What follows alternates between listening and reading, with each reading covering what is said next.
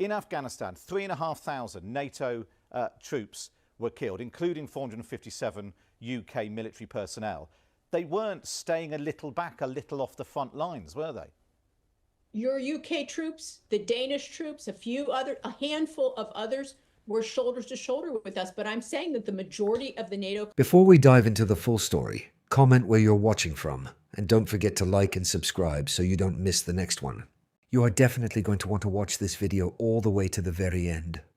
In the wake of Donald Trump's highly controversial remarks at Davos, where he claimed that NATO troops essentially stood back and stayed off the front lines during the war in Afghanistan, a massive political firestorm has erupted. Here in the UK, people are absolutely raging. The anger is completely palpable, especially among military families and veterans who know firsthand the heavy price that was paid side by side with American forces. And in this explosive clip, we are going to see a panel go absolutely scorched earth on one of his loudest defenders, Carla Sands. Watch as she tries to spin the unspinnable and offer up a shocking, deeply insulting defense to the British public. As always, let's watch the entire exchange in full. Stick around, because I am going to give you my full breakdown, my commentary, and my perspective on this massive global outrage at the end of the video. Let's get straight into the clip. Well, let me bring in now Carla Sands, who is a Trump supporter and former US ambassador to Denmark in his first term. Good evening to you. Donald Trump said, just to repeat his words, Donald Trump speaking of NATO allies, including Britain, they'll say they sent some troops to Afghanistan, and they did. They stayed a little back, a little off the front lines. That's just not true, is it? Well, so President Trump is dealing with a lot of issues. There are global issues. He totally respects the troops and their sacrifices. And I will just say the UK and the Danes were shoulder to shoulder with American troops. But what he is looking at is the whole of NATO and its effectiveness, and also its contributions when we were in the Afghanistan war. And I do have to say the majority of those NATO allies had caveats. Think of Germany or Italy. One was in, defense only, and one was sort of support.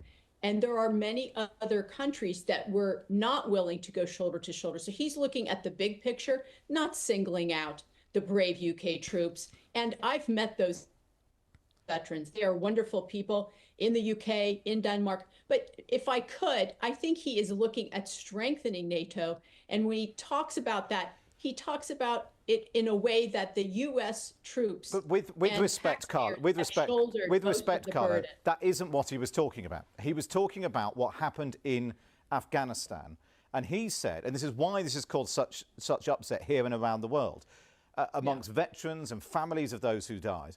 In Afghanistan, 3,500 NATO troops were killed, including 457 UK military personnel. They weren't staying a little back, a little off the front lines, were they? Your UK troops, the Danish troops, a handful of others were shoulder to shoulder with us. But I'm saying that the majority of the NATO countries are not like the UK. But he was wrong. He didn't say some. He didn't single out other countries. Why can't you just say he got this wrong? His words.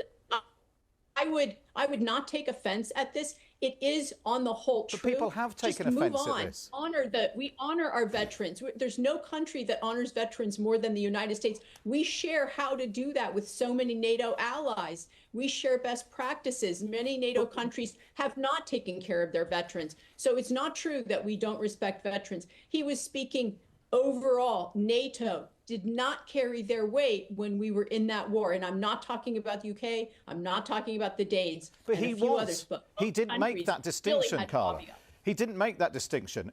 Clearly, the Prime Minister of the UK doesn't make that distinction. He's the President of the United States with a lot on his plate.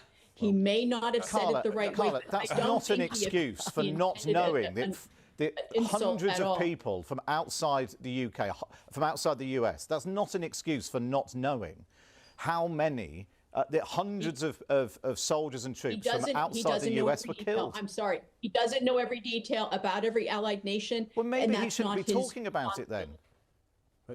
Overall, it was true. I'm sorry to say, overall, the NATO allies Most of them had caveats and did not go shoulder to shoulder with us like the UK and Let the me bring Danes in did. Steve Baker, I'm sorry, because I'm afraid in politics some stuff really does matter. 14 years I've been doing it, and I have to say, with things like this where people have laid down their lives, of course what you say about he's busy, he's got other things on his plate. But I've spoken to members of Special Forces today and others who served in Afghanistan. He has caused the gravest offence to them because they've lost friends in appalling circumstances, put their own lives on the line, seen people blown up on mines, and he has said to them that what they did didn't count. And the scale of the offence and the collapse... I just want to interrupt I'm sorry, for a second. it's absolutely no good interrupting to say it's not true. I am telling you categorically, he has deeply offended our Special Forces, our soldiers and others. He should apologise and he should honour the fallen. Excuse me, we honour them, and I will just say this. If you look at President Trump and every other U.S. president in your lifetime, you will not find one who honors our military more and wants to stop the killing in the world. He has achieved so many ceasefires, and he's looking to end this war with Ukraine and Russia. No other world leader was attempting to do this until Donald Trump was elected president of the U.S. starting in January a year ago. It's true. His words speak for themselves. They have been heard with great weight, and they've caused huge offence. Carla, given the offence... In my part, I apologize on his behalf for the offence, but I will say this. No one in the United States history has been more of a peace president and wants to end wars and end killing. He loves life. He loves our Brits. You know that if you read the national security strategy. He absolutely was a love letter to the UK and our European allies. I mean, he has also accused the UK this week of Axis stupidity and other things. But you've apologised. Do you think, given you say his record on the forces and support for the forces and wanting to end conflict, given the widespread, almost universal condemnation from the Prime Minister, Prince Harry's weighed in tonight as well, veterans, no politicians... No one cares what he says. You know that. No one cares. Well, quite a lot of people currently agree with him, it seems. Do you think, he actually fought, unlike President Trump. Prince Harry actually went to Afghanistan. He stepped up for his country, unlike the President of the United States. So I think that comment is really glib and really inappropriate. Don't compare him to I don't know what, a non-royal part of the final word to you, Carla. Given this conversation we've had, you've apologised. Do you think it would just be better if the President just said, I got it wrong, I apologise?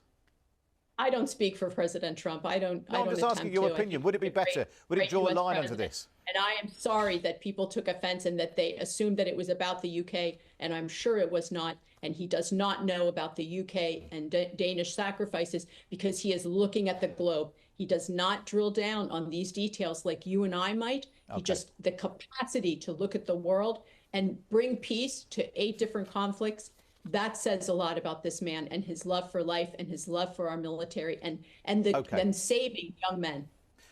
Carla, good to speak to you. Thank you for joining us this evening. Nice to speak with you. So then, if that is the case, why can't he keep his mouth shut? Seriously, why doesn't he keep his mouth shut?